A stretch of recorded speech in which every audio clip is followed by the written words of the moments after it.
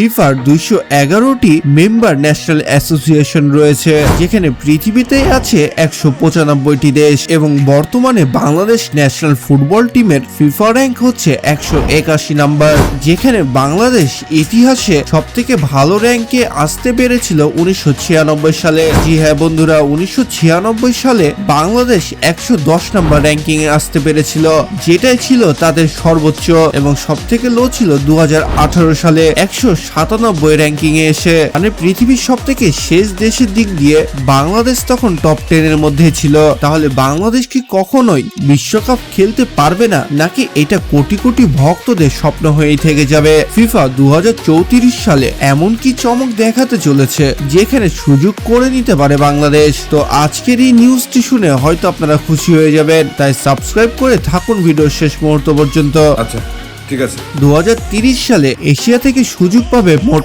8টি দেশ, এবং সেই অনুযায়ী বাংলাদেশের র্যাঙ্কিং এখন 181 নম্বরে। তাহলে এই 4 বছরে কি বাংলাদেশ তার র্যাঙ্কিং কে শুধু 48 বা 64 দেশের মধ্যে নিয়ে আসতে পারবে? সত্যি সত্যি বদলাতে শুরু করেছে বাংলাদেশের ভবিষ্যৎ। বাংলাদেশের মেয়ে ফুটবলাররা যেভাবে তাদের চমক দেখিয়ে চলেছে, বাংলাদেশের ফুটবল বিশ্বকাপ থেকে আর বেশি দূরে নেই। আর সামনে কি বাধা রয়েছে সেগুলোকে বাস্তবে পরিণত করতে বাংলাদেশকে কি পরিমাণ পরিশ্রম করতে হবে সেটা আপনার আমার কল্পনারও বাইরে। জি হ্যাঁ বন্ধুরা, কেপ ভার্দের মতো একটি দেশ, যেখানে সেই দেশের মোট জনসংখ্যা আমাদের দেশের একটি শহরের থেকেও কম, সেখানে তারা এমন ট্যালেন্টেড প্লেয়ার বের করে নিয়ে এসেছে যা বিশ্বমঞ্চে বিশ্ব চ্যাম্পিয়নদেরকে একটি গোলও করতে দেয়নি।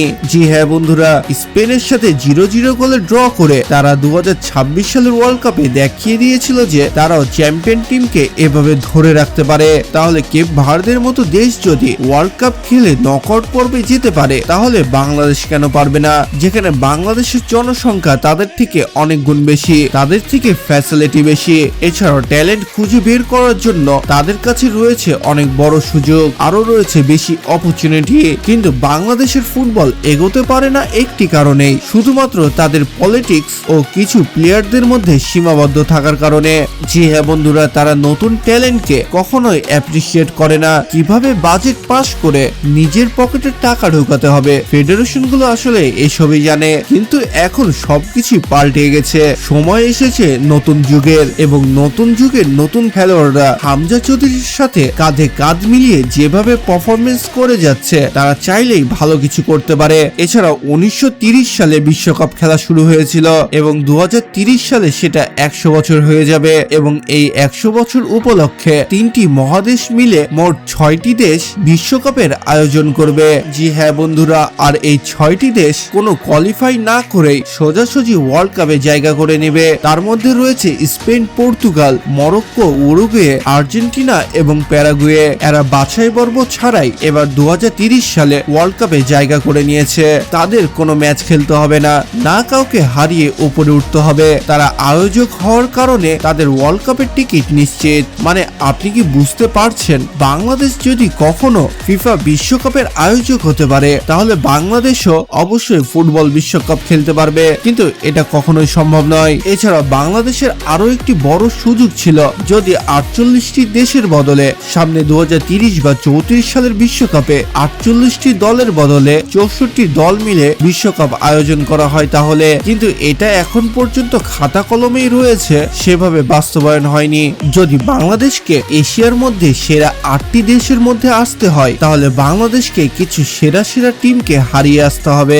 জি হ্যাঁ বন্ধুরা, যেখানে বাংলাদেশের বিপক্ষে কম্পিটিশন হয়ে দাঁড়িয়ে আছে জাপান, সাউথ কোরিয়া, অস্ট্রেলিয়ার মতো দেশগুলো, যারা বছরের পর বছর ধরে ওয়ার্ল্ড কাপ কোয়ালিফাই করে আসছে। কিন্তু আপনারা জানলে অবাক হবেন যে হামজা চৌধুরী দেশে আসার পরে বাংলাদেশ 8টি ম্যাচের মধ্যে 2টি জিততে পেরেছে, বাকি 6টি ম্যাচ তারা জিততে পারেনি। তাহলে কি বাংলাদেশের অবস্থান আগের মতোই আছে? জি না, বর্তমান খেলোয়াড়দের প্রশিক্ষণ ব্যবস্থা অনেকটাই বৃদ্ধি পেয়েছে, তাদের মধ্যে জোশ আগের থেকে অনেক বেশি। আগে যেরকম ঘরোয়া লিগ ও খেলোয়াড়দের উঠে আসা ট্যালেন্টের পাইপলাইন গুলো মজবুত ছিল না, সেগুলো এখন বর্তমানে মজবুত করা হচ্ছে।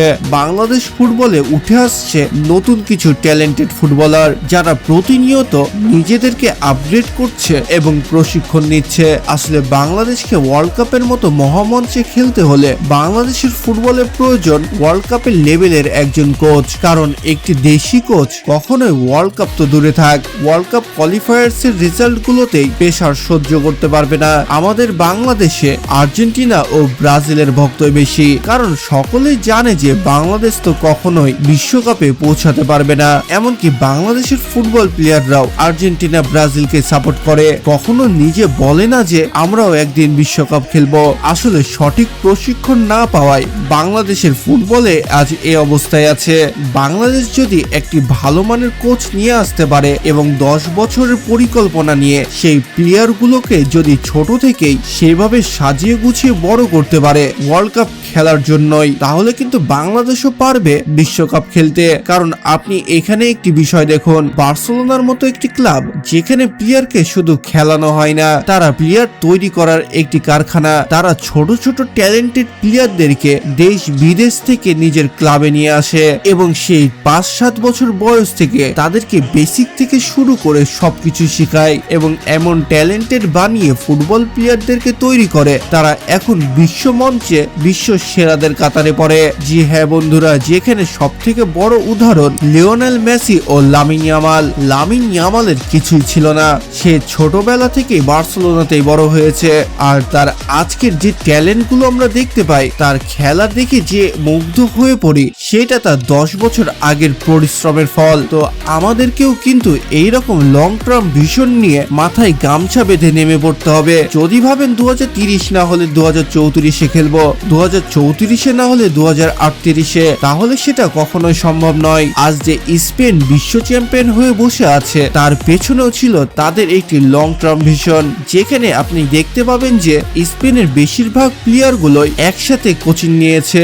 অনেকে তো একসাথেই বার্সেলোনাতে খেলা শিখেছে, তাদের বয়সও একই রকমই। এখানে কেউ 40 বছর আবার কেউ 20 বছরের নাই। তাদেরকে ছোট থেকে হাতে কলমে আস্তে আস্তে বড় করে ফুটবল খেলা শিখিয়েছে, যে কারণে তার ছন্দ খেলার কাছে হার মেনেছে ফ্রান্স ও আর্জেন্টিনার মতো শক্তিশালী দেশগুলো। তো বাংলাদেশও যদি চাই 10-20 বছরের একটি লং টাইম ভিশন নিয়ে চিন্তা ভাবনা ও গবেষণা করতে, তাহলে কিন্তু বাংলাদেশও একদিন বিশ্বকাপ খেলতে পারবে। আর বিশ্বকাপ খেলতে হলে আরো একটি জিনিস পরিত্যাগ করতে হবে, সেটা হচ্ছে ঘুষ, চুরি ও পলিটিক্স। তো আপনারা কারা কারা রয়েছেন যারা বাংলাদেশকে জীবনে একবার হলেও ওয়ার্ল্ড কাপ কোয়ালিফাই করতে দেখতে চান, ওয়ার্ল্ড কাপের মহামঞ্চে গ্রুপ পর্যায়ে একবার হলেও দেখতে চান, তারা কমেন্ট বক্সে অবশ্যই লিখে জানাবেন। আর যারা এখন পর্যন্ত চ্যানেলটি সাবস্ক্রাইব করে রাখেননি, তারা তো অবশ্যই চ্যানেলটি সাবস্ক্রাইব করে রাখুন। তো দেখা হচ্ছে পরবর্তী আরো একটি ইন্টারেস্টিং ভিডিওতে। ততক্ষণ ভালো থাকুন, সুস্থ থাকুন, আল্লাহ হাফেজ।